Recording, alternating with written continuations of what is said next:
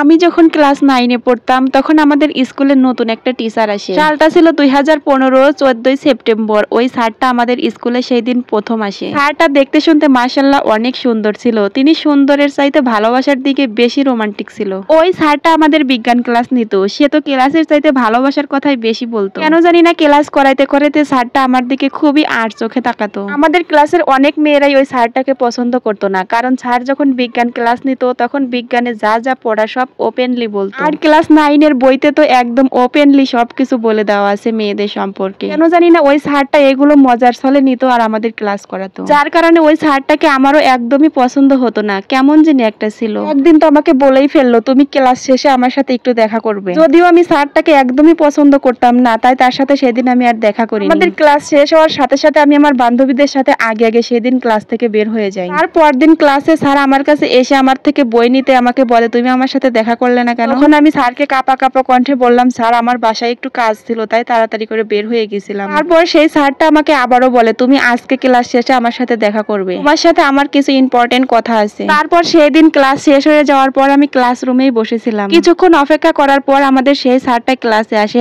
আর আমাকে বলে সে নাকি আমাকে পছন্দ করে। তখন তো আমি তাকে একদম মুখের উপর না বলে দেই, কারণ তার সাথে তো আমার কিছুতেই যায় না। কারণ তিনি ছিলেন আমার ক্লাস টিচার আর তিনি বয়সে ছিলেন প্রায় আমার বাবার বয়সী। তারপরেও তার হাইট ছিল 6 ফুট, যার সামনে আমি একদমই পিচ্ছি পিচ্ছি, যার সাথে আমার সম্পর্ক একদমই যায় না। তাই আমি মুখের উপর না বলে দিয়ে সেদিন ক্লাস থেকে বের হয়ে আসি। তারপর থেকে আমি 1 সপ্তাহ যাবত ধরে ক্লাসে যাইনি, কারণ আমি কি করে ক্লাসে যাব, আমি ওই স্যারের সামনে কি করে মুখ দেখাবো, যার কারণে লজ্জায় আমি স্কুলেই যেতাম না। 1 সপ্তাহ পর এইদিকে আবার বাড়ি থেকে অনেক চাপ দিত স্কুলে যাওয়ার জন্য। সেদিন আমি স্কুলে যেয়ে শুনি ওই স্যারটা নাকি আমাদের স্কুল থেকে চলে গেছে। এই কথাটা শোনার পর তো আমি ভীষণ খুশি হয়েছি, আমার খুবই ভালো লাগতেছিল তখন। সেদিন আমি বান্ধবীদের সাথে অনেক মজা করে ক্লাস করে আমি বাড়ি আসি। আর এইদিকে বাড়িতে আসার পর দেখে আমাদের বাড়িতে 2 জন মহিলা আর 1 জন পুরুষ মানুষ বসে আছে। তারা নাকি আমাকে দেখতে আসছে, আমার জন্য নাকি অপেক্ষা করছে। আর এই বিষয়টা খুবই স্বাভাবিক, আমি যখন ক্লাস 6 এ পড়তাম তখন থেকে আমার বিয়ের সম্বন্ধ আসতো। তারা আমাকে দেখে যাওয়ার পর রাত্রিবেলায় আমার মা আমাকে জানায়, যারা তোকে দেখতে আসছিল তাদের কি তুই চিনিস? তখন আমি আমার মাকে বললাম, আমি তাদের চিনবো কি করে? তখন আমার মা আমাকে বলে, ওইটা ছিল তোদের টিচারের মা, আর তোদের টিচারের সাথে তোর বিয়ের সম্বন্ধ নিয়ে আসছে। আর মায়ের মুখে এই কথাটা শোনার পর আমার মাথায় যেন আকাশ ভেঙে পড়লো। আমি কি বলবো কিছুই বুঝতে পারছিলাম না। প্রথম অবস্থায় এই বিয়েতে আমার বাবা আমার মা কেউই রাজি ছিল না। তারপর একটা পর্যায়ে যে সবাই রাজি হয়ে যায়। তাদের কাছে তো আমার টিচারের বয়সটা ম্যাটার করতো না। আমার টিচার অনেক টাকা ইনকাম করে, সে একজন ভালো স্টুডেন্ট। আমাদের স্কুল থেকে তার চাকরি ছেড়ে চলে যাওয়ার কারণ সে নাকি এখন কলেজের প্রফেসর হয়েছে। যতই প্রফেসর হোক আর টিচার হোক, আমার কাছে কেন জানি না একটু ভালো লাগতেছিল না, কারণ আমি তাকে পছন্দই করি না, তার সাথে আমার কিছুতেই যায় না। তখন আমি আমার এই বিষয়ে সমস্ত কথা আমার মাকে জানাই। আমার মা আমাকে বলে, এটাই তো ভালো, ছেলেটা খুবই ভালো, যার কারণে দেখ বিয়ের সম্বন্ধ নিয়ে আসছে। আমি তো তাদের কিছুতেই বুঝাইতে পারছিলাম না যে ওই ছেলেটাকে আমার পছন্দ না। যে আমার টিচার ছিল তাকে আমি কি করে স্বামী হিসাবে মেনে নিব, এটা আমি কিছুতেই পারবো না। অপরদিকে আমি এই বিয়েতে রাজি না হলে আমার মা 3 দিন যাবত ধরে ভাত খায় না। বাবা নাকি মাকে অনেক বকেছে আমি এই বিয়েতে কেন রাজি হচ্ছি না। আমার কাছে তো মনে হচ্ছিল আমার যদি এখন ভালোবাসার কেউ থাকতো তাহলে আমি তার সাথে পালিয়ে যেতাম, কিন্তু আমার সেরকম কেউই ছিল না। তখন আমি তাদের হাত থেকে বাঁচার জন্য আমি আমার মাকে বলেছিলাম, আমি এই বিয়েতে রাজি, কিন্তু আমার একটা শর্ত আছে। আমি এখন মাত্র ক্লাস 9 এ পড়ি, আমি যখন এসএসসি পরীক্ষা দিব তখন আমি বিয়ে করব। এই কথা বলছিলাম আর মনে মনে ভাবছিলাম এতদিনে ছেলেটা অন্য কাউকে বিয়ে করে নিবে, কিন্তু না,